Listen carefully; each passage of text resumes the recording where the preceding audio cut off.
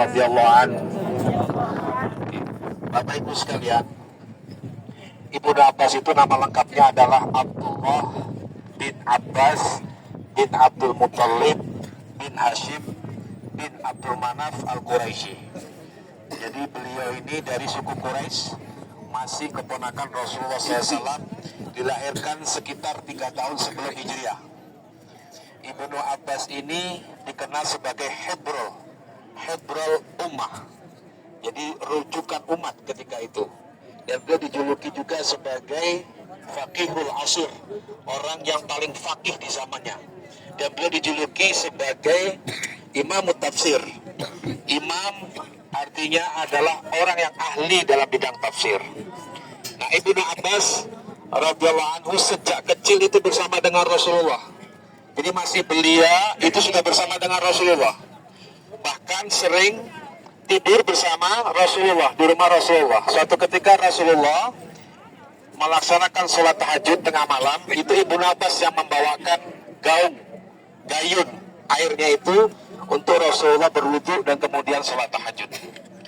Dan ketika itu Abdullah bin Abbas didoakan oleh Rasulullah, isinya begini: Faqihu fiddin wa alimut ta'wil. Itu dari Rasulullah kepada Ibnu Abbas. Jadi diberikan kefakihan dalam memahami agama dan alimut ta'wil. Dia mengetahui, menguasai ilmu ta'wil. Dari doa Rasulullah itu, maka Ibnu Abbas itu terkenal menjadi orang yang ahli tafsir. Ya, ketika turun ayat An-Nasr, mungkin Bapak Ibu semua tahu, idza jaa nasrullahi wal fath wa ra'aitan nasa yadkhuluna fi dinillahi afwaja, dan sampai akhir. Ketika itu Umar bin Khattab memanggil para pemuka sahabat. Pemuka sahabat yang kibarus syuyukh, yang sudah agak tua-tua, yang senior, dipanggil oleh Umar bin Khattab. Lalu kemudian dipanggil juga Ibnu Abbas yang ketika itu umurnya masih sekitar 14 tahun. Lalu disinggung sama orang tua senior. Wahai Amirul Mukminin, siapa beliau ini? Beliau adalah Ibnu Abbas. Kenapa duduk di sini untuk menafsirkan tentang ayat An-Nasr yang diturunkan di Makkah? Kemudian Amirul Mukminin mengatakan, apa yang kamu tahu tentang surah An-Nasr itu? Ya, ketika datang kemenangan umat Islam di Mekah, maka kita itu disuruh apa? Disuruh banyak bertasbih. Wah, kalau itu bukan tafsir namanya, kata Umar bin Khattab. Lalu bertanya kepada Ibnu Abbas, wahai Ibnu Abbas, apakah seperti itu tafsirnya? Tidak, wahai Amirul Mukminin. Apa tafsir dari ayat An-Nasr ini?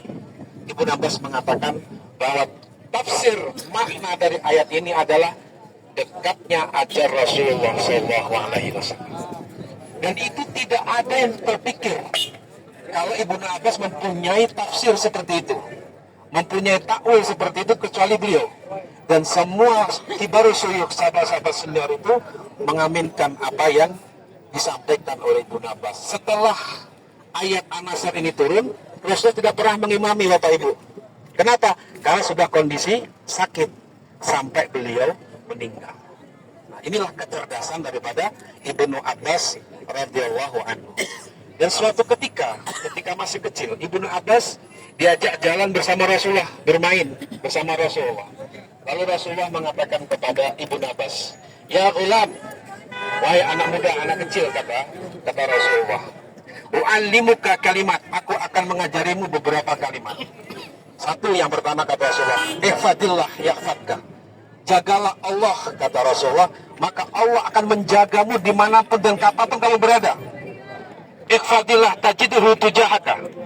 Jagalah Allah, maka engkau akan mendapati Allah di hadapanmu, kata Rasulullah. Wa idza sa'alta fas'alillah. Kalau kamu minta tolong, kalau kamu meminta sesuatu, mintalah kepada Allah. Wa idza sta'anta fasta'in billah. Kalau kamu minta perlindungan, pertolongan, penjagaan, maka kamu mintalah tolong, penjagaan dan perlindungan kepada Allah. Nah, itu banyak beberapa kalimat yang diajarkan Rasul langsung kepada ghulam tadi. Ghulam itu siapa? Yang disini maksud adalah Ibnu Abbas. Nah, itulah sekelumit cerita siapa beliau Ibnu Abbas. Semua sahabat rata-rata dimakamkan di Madinah dan Mekah, tapi beliau meminta dimakamkan di sini, di tanah Taif ini, yang dimana tanah Taif ini mempunyai sejarah histori harapan Rasulullah kedua setelah Mekah, ketika beliau diintimidasi, ketika beliau diancam, ketika beliau dibenci, dihardik oleh orang kafir Quraisy. Beliau datang ke Taif ini untuk mencari suaka politik, untuk mencari suaka dakwah, tapi ternyata berbeda tanggapannya. Dan Ibnu Abbas adalah salah satu sahabat yang Rasulullah doakan dan memberkahi tanah Taif ini. Barangkali itu sekelumit dari cerita singkat sejarah daripada Ibnu Abbas radhiyallahu anhu wa radwan. Semoga kita semua di sini nanti bisa bertemu dengan Ibnu Abbas dan bertemu dengan Rasulullah dan bertemu dengan sahabat-sahabat Rasul yang lain, baik itu Abu Bakar, Umar, Utsman dan lain sebagainya.